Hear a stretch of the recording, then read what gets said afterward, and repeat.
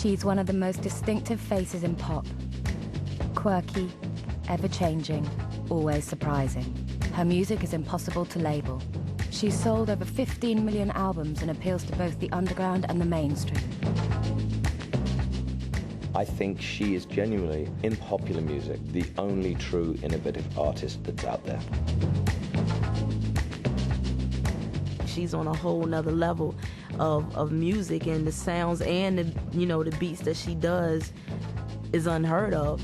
If you ever get close to a human and human behavior. If you call her a pop singer, it belittles her. If you call her an opera singer, it belittles her. If you call her an Icelandic singer, it belittles her. She's a damn sight more interesting than most so-called contemporary classical composers.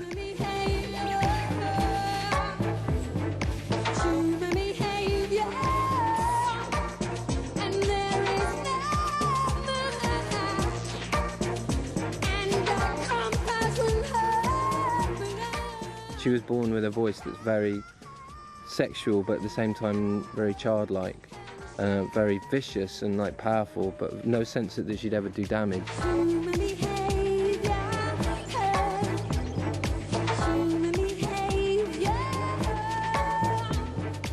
There's something very beautiful and yet lonely about the sound.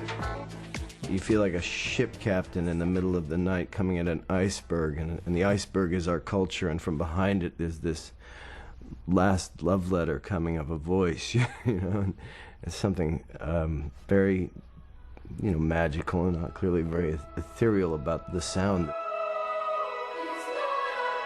The Darwin theory, we come from water, and she seems to clearly prove that. She seems to come from water somehow. It's 15 years since Björk dropped into our world from the edge of the Arctic Circle. During that time, her name has become synonymous with Iceland. Both her character and her music have been shaped by the extreme landscape of her native country.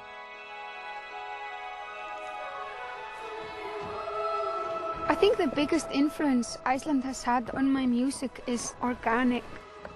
This thing with 22-hour daylight in the summer and darkness in the winter is absolutely normal, and icebergs and eruptions and no trees at all is the way it should be. Iceland probably affected a lot how I sing, because I did spend a lot of time as a kid in nature. The way I sang would just form itself. It was definitely not influenced by other singers. Just walking outside to school or maybe in blizzards, it's just kind of like happened, and you would walk and there'd be no wind and you could be all quiet and whispery, and you would sneak down next to the moss and maybe sing a verse, and then you would stand up and run to a hill and sing a chorus. You have to do that quite loudly because the weather was strong.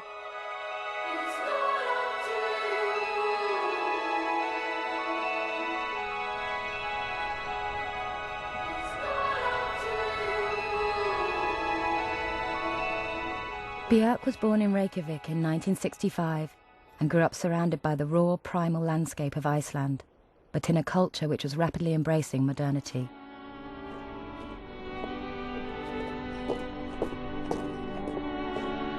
She came from an artistic family, and at the age of 5, she was sent to classical music school. We were introduced to the sort of easy listening classical greats of Europe, which is great to get inside you when you are that young, because you're listening to like Rimsky-Korsakov or something, and you're reacting to it completely intuitively, like on an emotional level. Björk was always singing as a child, and at the age of 11 she was persuaded to release an album of cover songs. It made her a child star in Iceland, but it wasn't a record she was proud of. I felt funny about having an album out that said Björk on it, and it wasn't my work. It was, I'd been collaborating and wrote just one song, but I sort of promised that to myself that I would never do that again unless I felt it was my album. not just something I fronted. When the punk movement arrived in Iceland, Björk was 14 years old and already singing in bands. It became quite an explosion. And I remember a couple of years where everybody were in a band, like everyone. So it was a crazy period. Takk fyrir, takk fyrir.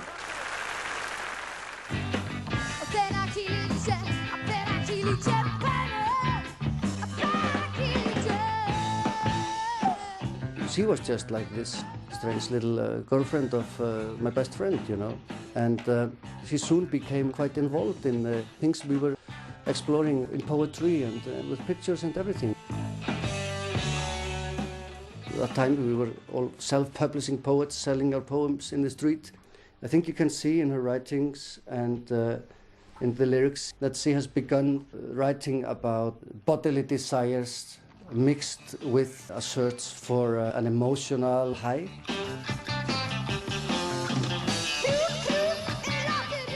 Her world is also very much a girl's world. It's about sexual awakening. This is very much her background. Serious avant-garde art. The problem that had yet to be solved when punk happened in Iceland was to define what it was to be Icelandic. It was a question of not forgetting about nature, how important that is, not forget about the mythology that we have, that is very strong in our culture. I think all of it went together in quite an explosive pot. The fusion of punk rock and surrealism resulted in the Sugar Cubes, the band which would make Björk internationally famous. I first heard Birthday on college radio. It was just unique and exciting, and it was, you know, one of those songs you hear and you have no idea what it is or where it came from.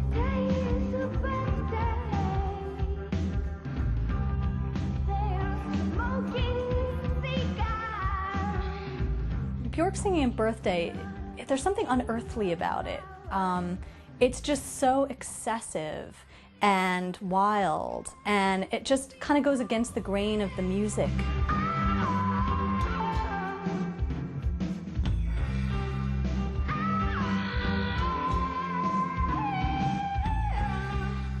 I think of her voice as not quite human.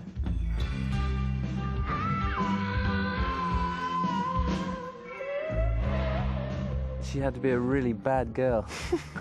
She had to be really out to lunch to be sort of coming up with words like that.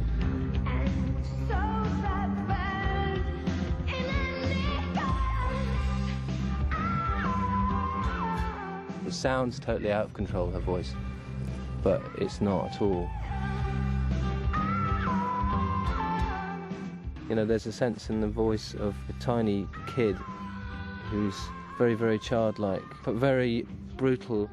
It's this insane sort of innocence.